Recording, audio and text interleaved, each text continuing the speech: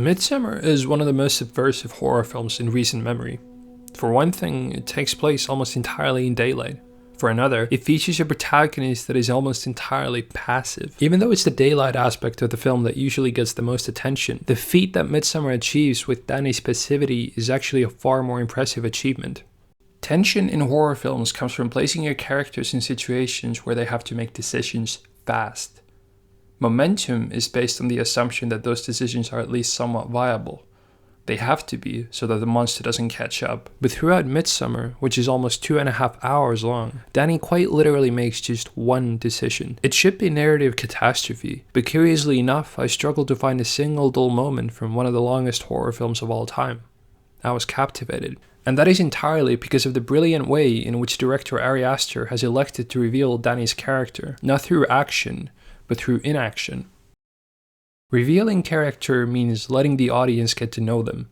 Any film, unless it's a sequel or a spin-off, opens with a character that we're most likely not familiar with. That character then begins to take action, and through that action, we slowly get to learn who they are. Does the character pet a dog? They must be kind or like animals. And do they decide to hunt down the killers of the dog after a violent house invasion? They must be vengeful.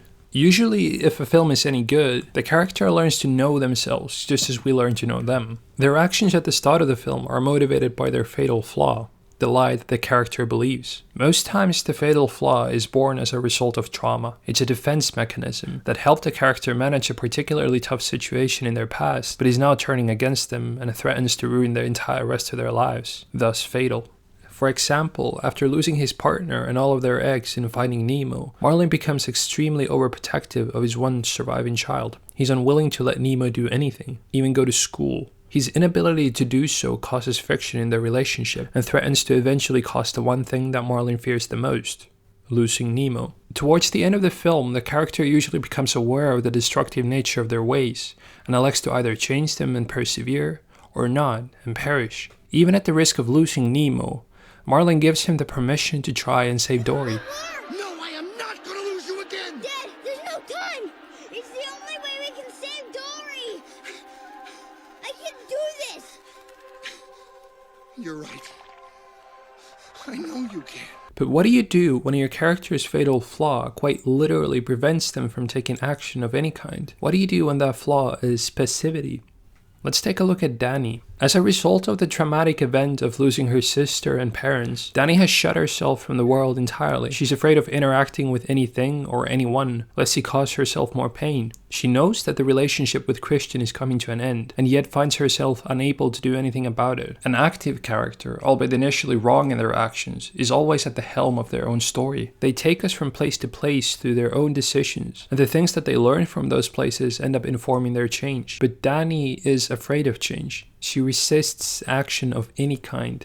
Take a look at this scene early on in the film. Dani and Christian are at a party where Dani suddenly realizes that Christian has been planning to travel to Sweden for a month without telling her. The moment is incredibly embarrassing and insulting for her, and it's a clear indication that the relationship is lacking some essential stability that she needs right now. Most relationships would probably end right here. A scene later, Dani gets a chance to articulate all these emotions as a small fight sparks between herself and Christian. She starts off active, on the offensive, but as soon as she realizes that the conclusion of the fight might be a breakup, she doubles back, even encouraging Christian to go to Sweden. I'm fine. I think it's great that you're going to Sweden. I do. Ari Aster's solution for overcoming the inaction of the story is to weaponize Dani's passivity against her. He uses Dani's reluctance to engage in conflict to place her in the most humiliating and degrading situations possible. It's cruel, and that, curiously enough, is what makes us care for her. Instead of being frustrated by her passivity, we stand behind Dani because we see how tough and unfair the world around her is and how she's constantly being wronged. The same pattern of behavior repeats itself again and again, only the farther along the story goes, the more harm Dani's inability to stand up for herself causes her. When they arrive at the meadow, the entire party decides to pop shrooms.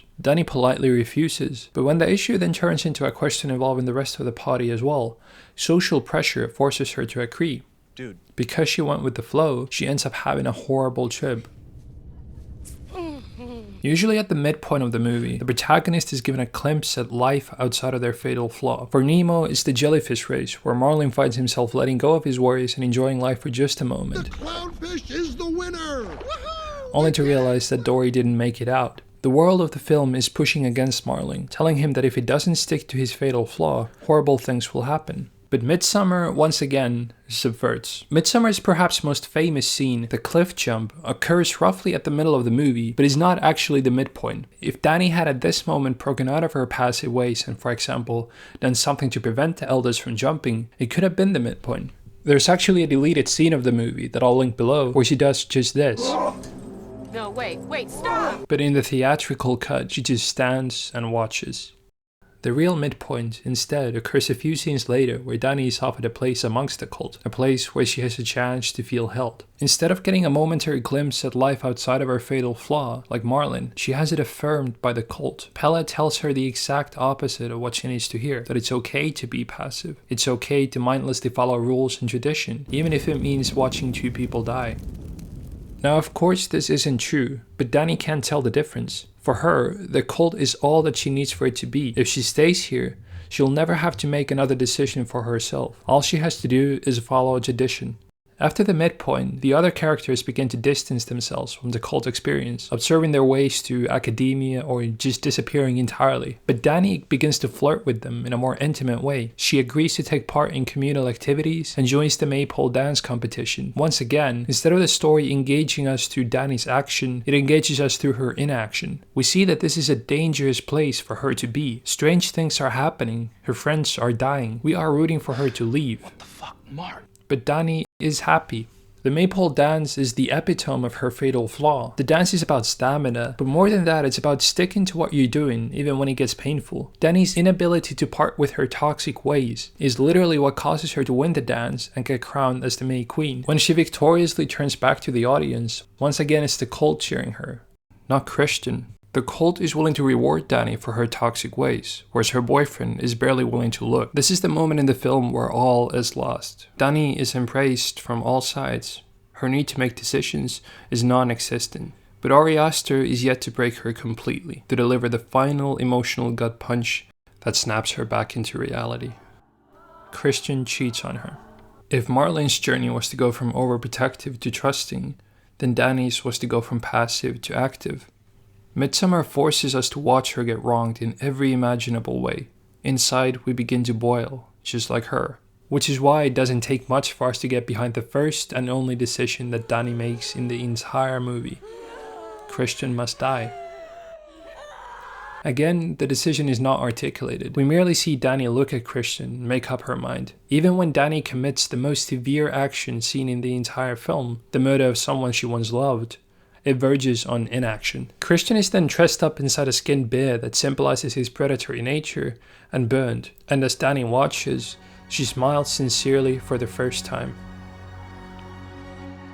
Writing a passive protagonist is a huge risk that only ever rarely works the way it should. Some examples that come to mind are Forrest Gump and Casablanca. But Midsommar is a masterclass in this sort of writing. Throughout the story, despite her committing just a single meaningful action, director Ari Aster makes us care deeply about Dani. Her character is revealed through her inaction, her reluctance to stand up to the challenges that the film throws at her. But over the course of the story, Dani manages to learn the destructive nature of her fatal flaw. And just like any great character, she manages to overcome the overbearing passivity caused by her trauma. And that's why when the film finally cuts to black, the audience can say,